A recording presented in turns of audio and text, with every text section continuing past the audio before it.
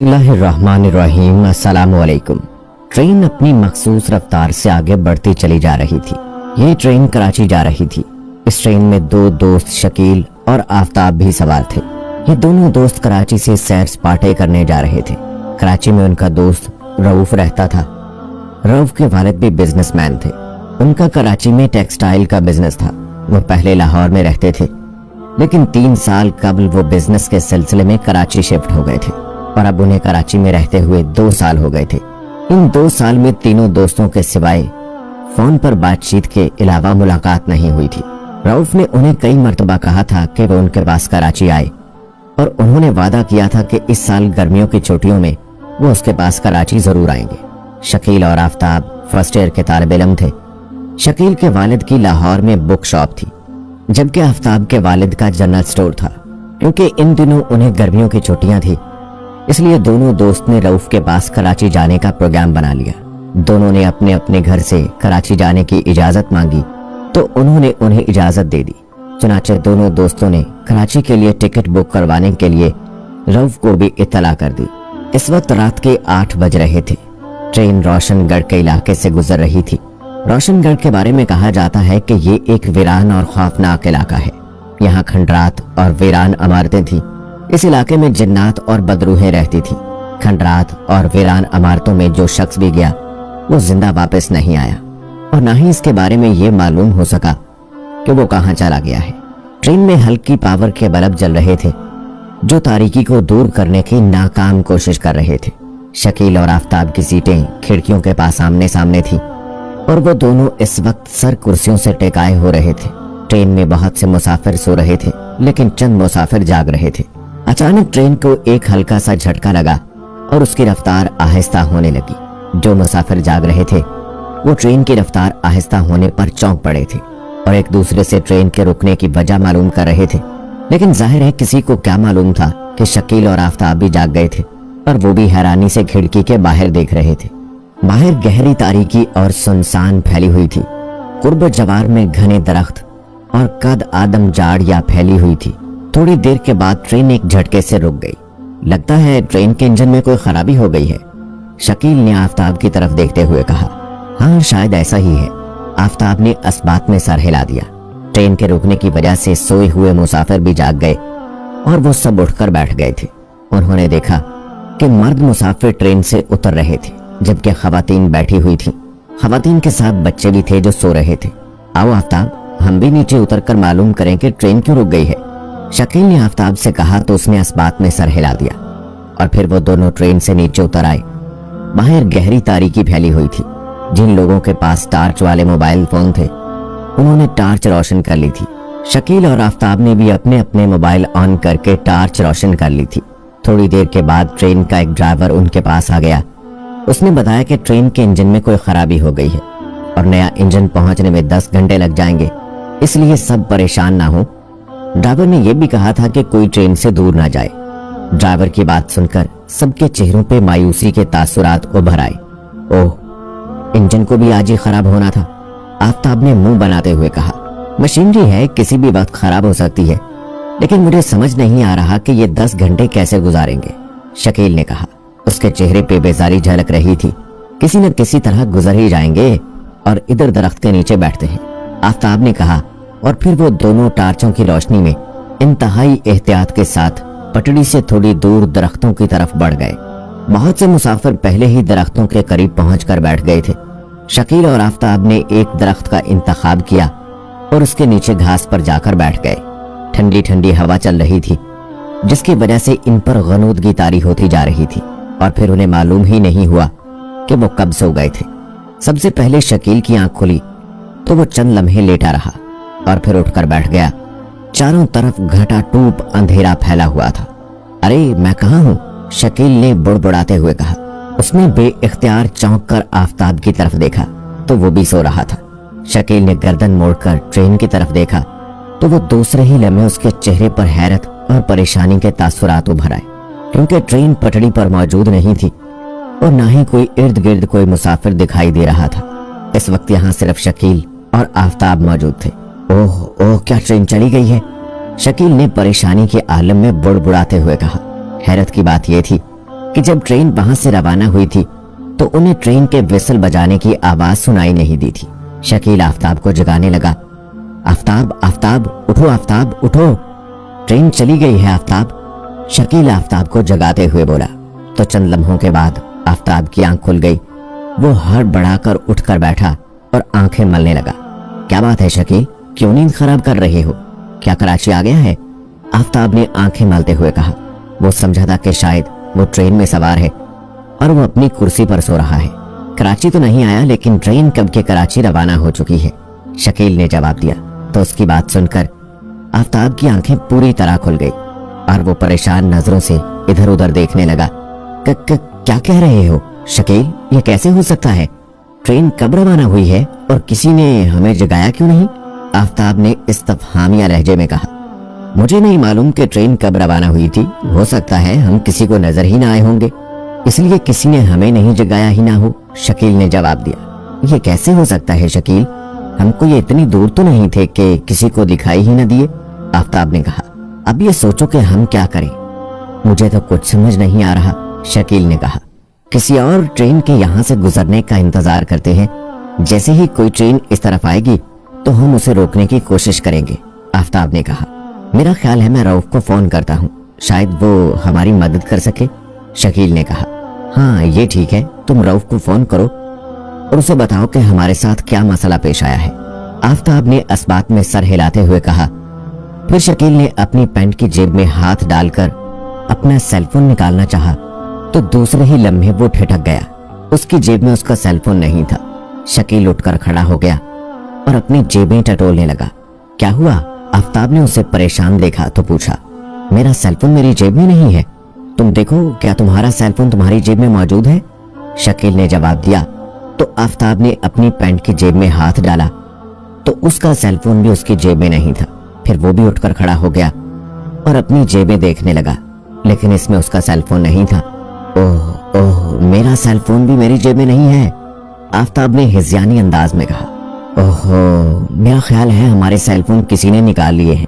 ये जो हम इतनी देर सोए रहे हैं, यकीनन किसी ने हमें बेहोश कर दिया था और हमारी बेहोशी का फायदा उठाया हमारे सेलफोन निकाल लिए, शकील ने अपना तज्जिया बयान करते हुए कहा। लेकिन मेरी जेब में तो पैसे मौजूद हैं, अगर किसी ने सेलफोन चोरी किया है तो वो हमारे पैसे क्यों नहीं ले गया? तुम चेक करो तुम्हारी जेब में पैसे मौजूद हैं, आफ्ताब ने शकील की तरफ देखते हुए कहा। तो शकील ने भी एक बार फिर अपनी जेब में चेक की तो उसकी जेब में उसके पैसे मौजूद थे। हाँ, मेरी जेब में भी मेरे पैसे मौजूद है।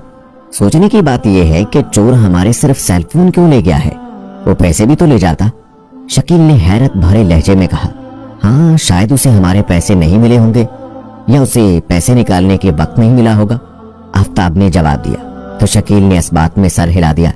टाइम क्या हो रहा है, शकील ने कहा। तो आफ्ताब ने अपनी दाएं कलाई की तरफ देखा तो वो बेइख्तियार चौंक पड़ा। उसकी कलाई पर उसकी घड़ी भी मौजूद नहीं थी। मेरी घड़ी भी नहीं है, आफ्ताब ने हैरत भरे लहजे में कहा। ओहो, मेरी घड़ी भी नहीं है, लगता है चोर हम दोनों की घड़ियां भी ले गए। अब क्या करें और कहां जाएं, पता नहीं ये रात का कौन सा पहर है और सुबह होने में कितनी देर है, आफ्ताब ने परेशान लहजे में कहा और इधर उधर नजरें दौड़ाने लगा। ताहद्दे निगाह घटाटूब अंधेरा फैला हुआ था और इर्द गिर्द मौजूद दरख्त के साए अफरियतों की तरह दिखाई दे रहे थे। दोनों दोस्त से खौफजदा हो रहे थे कि अब वो कहां जाएं। मुझे तो बहुत डर लग रहा है, आफ्ताब ने खौफ भरी लहजे में कहा। डर तो मुझे भी लग रहा है, लेकिन समझ नहीं आ रहा कि अब हम कहां जाएं। हो सकता है इस जंगल में दरिंदे भी पाए जाते हों, अगर हम यहाँ बैठे रहे तो कोई दरिंदा हम पर हमला भी कर सकता है, शकील ने कहा। दूर दूर तक किसी आबादी के आसार भी दिखाई नहीं दे रहे कि वहां जाकर किसी से मदद लेते, आफ्ताब ने कहा इधर उधर देखते हुए। फिर एक तरफ देखते हैं, इसके चेहरे पर चमक उभर आई। शकील, उधर देखो, शायद उस तरफ आबादी है, आफ्ताब ने एक सिमत इशारा करते हुए कहा। तो शकील ने चौंक कर उस तरफ देखा तो उसे दूर एक नुक्ता टिमटमाता हुआ दिखाई दे रहा था। हाँ, शायद उस तरफ आबादी है, ठीक है चलो जो होगा देखा जाएगा, शकील ने कहा। और फिर वो दोनों उस तरफ बढ़ गए जिस तरफ से रोशनी का नुक्ता दिखाई दे रहा था। दरख्तों का एक तवील सिलसिला फैला हुआ था जिसकी वजह से चांद की रोशनी नजर नहीं आ रही थी। उन दोनों ने एक दूसरे का हाथ पकड़ा हुआ था और वो फूंक फूंक कर कदम उठा रहे थे। कुर्बो जवार में झींगरों की आवाजें सुनाई दे रही थी, जिसकी वजह से उन दोनों के दिल तेजी से धड़क रहे थे। जब उन्हें किसी जानवर की चंघाड़ सुनाई देती तो उनके दिल बुरी तरह से दहल जाते थे। अभी वो थोड़ी ही दूर गए थे कि अचानक उन्हें एक भयानक चीख सुनाई दी, तो वो दोनों यूं रुक गए जैसे उनके कदम जमीन के साथ चिपक गए हों। वो खौफ भरी नजरों से इधर उधर देखने लगे। उसी लम्हे उन्हें एक बार फिर चीख सुनाई दी। चीख इंसानी थी और ऐसा महसूस होता था जैसे कोई किसी अजियत में मुब्तला हो, लेकिन उन्हें चीखने वाला कहीं भी दिखाई नहीं दिया। ये किसकी चीख है? आफताब ने लर्जीदा लहजे में कहा। पता नहीं, शकील ने भी घबराहट भरे लहजे में, मेरा ख्याल है ये चीज किसी चुड़ैल की है। हमें वापस मुड़ जाना चाहिए, कहीं हम किसी मुसीबत में न फंस जाएं। आफताब ने बदस्तूर उसी तरह खौफजदा लहजे में कहा। हाँ, तुम ठीक कह रहे हो, इन वीरान जंगलों में चुड़ैलों का बसेरा होता है। आओ वापस चलें, शकील ने अस्बात में सर हिलाते हुए कहा। और फिर वो वापस पलट गए, मगर दूसरे ही लम्हे वो दोनों बेइख्तियार ठिठक गए। उनके सामने एक ठोस दीवार मौजूद थी जो बहुत बड़ी और काफी ऊंची थी। हालांकि चंद लम्हे पहले वहां घने दरख्त थे। शकील और आफताब घबरा गए। ये क्या इसरार है? ये दीवार कहां से आ गई? अभी तो यहां दरख्त थे, शकील ने सरसराती हुई आवाज में कहा। आफताब के मुंह से भी खौफ के मारे आवाज नहीं निकल रही थी। इससे पहले कि आफताब कोई जवाब दे पाता, अचानक उन दोनों को झटके लगे और उनके कदम खुद ब खुद आगे की तरफ बढ़ने लगे। उनके चलने की रफ्तार खासी तेज थी। शकील, ये क्या हो रहा है? आफताब ने खौफ भरे लहजे में कहा। पता नहीं, मैं कदम रोकने की कोशिश करता हूँ मगर मेरे कदम रुक ही नहीं रहे, शकील ने जवाब दिया। उसने अपने पैरों को रोकने की कोशिश की थी, लेकिन उसे ऐसा महसूस हुआ जैसे उसका इख्तियार अपने पैरों पर ना हो। अचानक उसने दाएं तरफ देखा तो वो बेइख्तियार चौंक पड़ा। उसे अपनी दाएं तरफ एक साया दिखाई दिया जो उनके साथ ही आगे बढ़ता चला जा रहा था। साया देखकर शकील खौफजदा हो गया। दरख्त भी उनसे काफी फासले पर थे, वरना वो दरख्तों से ही चिमट जाते। जंगल काफी वसी और अरीज था। वो थोड़ी देर से उसी अंदाज में जंगल में चलते वो आगे बढ़ते रहे। फिर जैसे ही वो जंगल के इख्तिताम पर पहुंचे तो उन्हें एक इमारत दिखाई दी जो घने दरख्तों में घिरी हुई थी। इस इमारत की दीवार पर एक बहुत बड़ा नाग बना हुआ था जो कुंडली मारे बैठा था। शकील और आफताब का रुख उसी इमारत की तरफ था। वो दोनों हैरत और खौफ भरी नजरों से उस इमारत को देख रहे थे। ये इमारत किसकी है? शकील ने सरसराती आवाज में कहा। मुझे क्या पता, आफताब ने मुंह बनाते हुए कहा। इमारत के करीब पहुंचते ही शकील और आफताब के कदम खुद ब खुद रुक गए। इमारत का दरवाजा बंद था और कुर्बो जवार में कोई जी रूह दिखाई नहीं दे रहा था। शकील ने मुड़कर दाएं तरफ देखा तो उसे साया दिखाई न दिया। शालोग आका, मैं तुम्हारे हुक्म पर 2 लड़कों को ले आया हूँ। अचानक उन्हें इंसानी आवाज सुनाई दी तो वो दोनों चौंक पड़े और आवाज किसी बूढ़ी की थी। वो हैरान हो रहे थे कि वहां कोई जी रूह मौजूद नहीं था। फिर ये आवाज किसकी थी? शकील, तुमने आवाज सुनी? आफताब ने कहा। हाँ, लेकिन बोलने वाला तो कहीं दिखाई नहीं दे रहा, शकील ने जवाब दिया। फिर उससे पहले कि आफताब कोई बात करता, अचानक इमारत का दरवाजा खुला और एक बूढ़ा बाहर निकल आया। उस बूढ़े की दाढ़ी और सर के बाल बर्फ की तरह सफेद थे और बेतहाशा बढ़े हुए थे। उसका सर छोटा था और उसके चेहरे पर शैतानियत बरस रही थी। उसने स्याह रंग का लिबास पहना हुआ था। उस बूढ़े के हाथ में एक हड्डी थी। बूढ़े को देखकर दोनों दोस्त घबरा गए। उनकी आंखों में खौफ भर आया। शायद यही बूढ़ा शाहलोग था जिसे किसी ने पुकारा था। बूढ़ा शाहलोग चंद लम्हे उन दोनों को गहरी नजरों से देखता रहा। फिर उसके चेहरे पर मकरूह और शैतानी मुस्कुराहट उभर आई। ठीक है, तुम जाओ, बूढ़े शाहलोग ने कहा। तो अचानक शकील और आफताब को एक साया दिखाई दिया जो फिजा में लहराता हुआ दरख्तों की तरफ बढ़ता चला जा रहा था और फिर देखते ही देखते वो दरख्तों के पीछे हो गया। आओ, लड़कों को बूढ़े शाहलोग की आवाज उनके कानों से टकराई तो वो दोनों ठिठक कर बूढ़े शाहलोग को देखने लगे। बूढ़ा शाहलोग मुड़ा और दोबारा इमारत में दाखिल हो गया।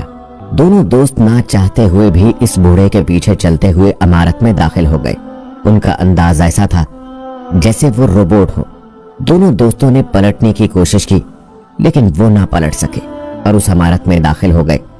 इमारत में रोशनी मौजूद थी लेकिन उन्हें कहीं भी कोई बल्ब दिखाई नहीं दे रहा था। वो दोनों बूढ़े शालोक के पीछे चलते जा रहे थे। वो दोनों हैरान भी थे क्योंकि इमारत में उन्हें किसी कमरे का दरवाजा या रोशनदान तक दिखाई न दे रहा था।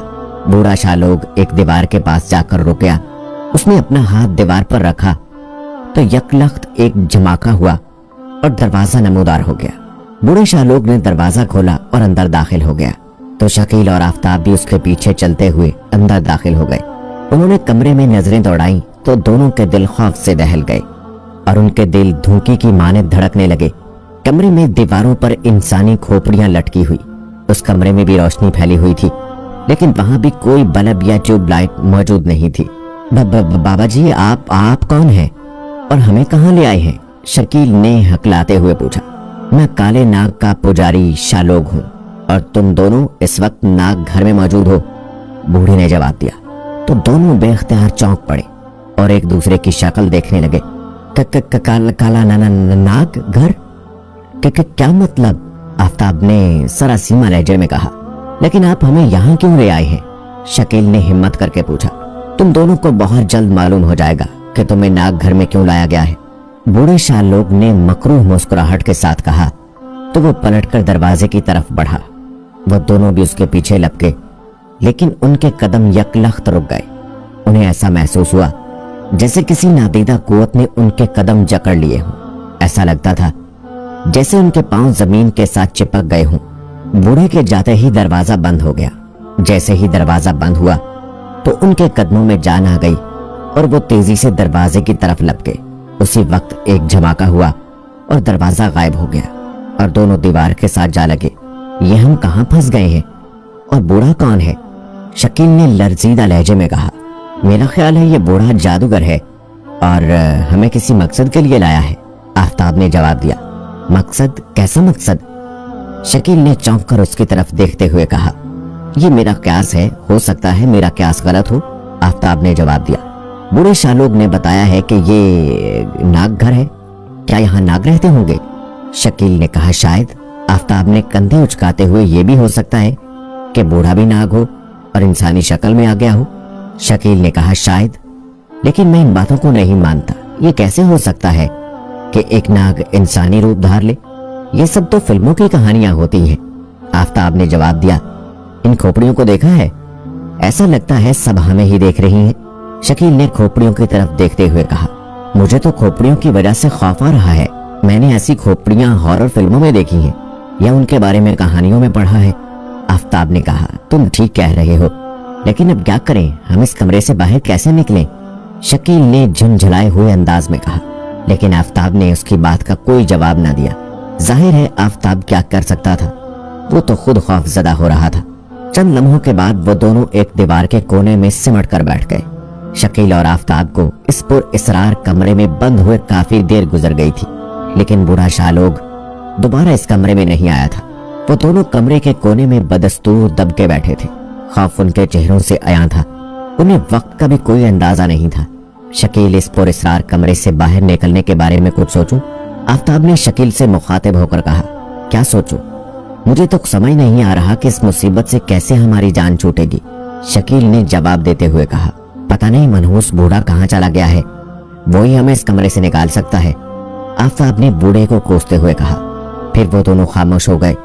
अचानक कमरे में एक झमाका हुआ और दीवार में एक दरवाजा नमूदार हो गया। दोनों दोस्तों ने बेइख्तियार चौंक कर देखा और फिर उठकर खड़े हो गए। चंद लम्हों के बाद दरवाजा खुला और बूढ़ा शालोक अंदर दाखिल हुआ। उसके हाथ में एक बड़ा प्याला था जो खून से लबालब भरा हुआ था। प्याले में खून देखकर शकील और आफताब घबरा गए। इस प्याले में एक नाग का खून है, ये लो और दोनों बारी बारी से पी लो, बूढ़े शालोक ने उन दोनों की तरफ देखते हुए कहा। क्या मतलब? नहीं, हम ये खून नहीं पिएंगे, आफताब ने लरजते हुए लहजे में कहा। तुम दोनों को ये खून पीना होगा, बूढ़े ने गजबनाक लहजे में कहा। नहीं, हम ये खून नहीं पिएंगे, हमें मरने का शौक नहीं है। अगर तुम्हें मरने का शौक नहीं है तो ये खून पी लो, इस बार शकील ने हिम्मत का मुजाहिरा करते हुए कहा। तो बूढ़े शालोक ने खौफनाक नजरों से उसे देखा। उसकी आंखों से शोले निकल रहे थे। तुम्हें ये खून पीना होगा, अगर तुमने शराफत से खून ना पिया तो मुझे जबरदस्ती करनी पड़ेगी। मैं तुमसे आखिरी बार कह रहा हूँ, ये लो प्याला और बारी बारी तुम दोनों ये खून पी लो। तुम दोनों बेफिक्र रहो, यह खून पीने से तुम नहीं मरोगे। बूढ़े शाहलोक ने कहा। हम मरें या ना मरें, मगर हम ये नहीं पिएंगे, शकील ने जवाब दिया। तो बूढ़े शाहलोक के चेहरे पर गुस्से के तासुरात उभर आए और वो खूनखार नजरों से उन दोनों को घूरने लगा। यह खून किसका है और इसके पीने से क्या होगा? आफताब ने लर्जीदा लहजे में पूछा। मेरा ख्याल है मैं तुम्हें तफसील बता ही दूं। सुनो लड़को, काले नाग को इंसानी रूप बेहद पसंद था। वो चाहता था कि वो सारी जिंदगी इंसान ही रहे। आज से 20 साल पहले काला नाग इंसान के रूप में आया था। उसे इंसानी रूप में आने के लिए अपने नाग देवता से खास ताकत हासिल करना पड़ी थी। नाग देवता ने काले नाग से कहा था कि अगर वो किसी बदरूह का खून 7 इंसानों को पिलाकर फिर इंसानों का खून पी ले तो वो 7 महीनों के बाद वो इंसानी रूप में आ जाएगा। चुनाचे नाग देवता के हुक्म पर मैंने वीरान खंडरों और जंगलों में जाकर बदरूह को तलाश किया तो मुझे एक बदरूह मिल गई। मैंने उसे हलाक करके उसका सारा खून निकाल कर एक प्याले में जमा कर लिया। मैं नाग देवता का खास पुजारी हूँ और उसने मुझे काले नाग की खिदमत के लिए उसके साथ भेज दिया था। नाग देवता ने मुझे जादुई ताकत भी दी है। बदरूह का खून पीने से तुम दोनों भी बदरूह बन जाओगे और फिर तुम दोनों को काले नाग के हवाले किया जाएगा, जो तुम दोनों का खून बारी बारी पिएगा, क्योंकि काले नाग ने 7 ऐसे इंसानों का खून 7 माह तक पीना है जो बदरूहों का खून पीकर बदरूह बन जाती हैं और तुम दोनों काले नाग के आखिरी शिकारी हो। इसलिए तुम दोनों का खून पीते ही काला नाग इंसानी रूप धार लेगा। ये नाग घर है जहां तुम मौजूद हो, ये नाग देवता का है और यहाँ नाग ही नाग रहते हैं, इसलिए तुम यहाँ से निकलकर कहीं नहीं जा सकते। अगर तुम भागने की कोशिश करोगे तो नाग तुम्हारा रास्ता रोक लेंगे, बूढ़े शाहलोक ने मकरूह लहजे में कहा। तो शकील और आफताब दोनों के दिल दहल गए और वो दर्जीदा नजरों से बूढ़े शाहलोक की तरफ देखने लगे। लो ये खून पी लो, इन्हें बूढ़े शाहलोक की आवाज सुनाई थी। नहीं, हम ये खून नहीं पिएंगे और ना ही हम काले नाग के खुराक बनेंगे, शकील और आफताब ने बैक वक्त कहा। तो बूढ़े शाहलोक के चेहरे पर एक बार फिर गुस्से के तासुरात उभर आए। ठीक है, लगता है तुम शराफत से नहीं मानोगे, बूढ़े शाहलोक ने गजबनाक लहजे में कहा। फिर उसने अपना बायां हाथ फिजा में झटका तो उसी लम्हे धमाका हुआ और शकील और आफताब की अकब में एक ढांचा नमूदार हो गया। दोनों दोस्त चौंक पड़े, बूढ़े शाहलोक की तरफ देख रहे थे, इसलिए उन्हें ढांचे के नमूदार होने का इल्म ही न हो सका। इस लड़के को पकड़ लो, बूढ़े शाहलोक ने आफताब की तरफ इशारा करते हुए कहा। ढांचे से कहा तो शकील और आफताब ने बेइख्तियार चौंक कर पीछे मुड़कर देखा तो खौफ के मारे इन दोनों की चीख निकल गई। ढांचा आफताब के बिल्कुल करीब खड़ा था। इससे पहले कि वो कुछ कर पाता, ढांचे ने आफताब के दोनों बाजू पकड़ लिए। आफताब ने खुद को छुड़ाने की कोशिश की, लेकिन ढांचे की गिरफ्त बहुत सख्त थी और आफताब खुद को इसकी गिरफ्त से ना छोड़ सका। शकील की हालत भी दीदनी थी। अगला एपिसोड देखने के लिए हमारे चैनल को जरूर सब्सक्राइब करें। मुझे अगली वीडियो तक इजाजत दें। अल्लाह हाफिज।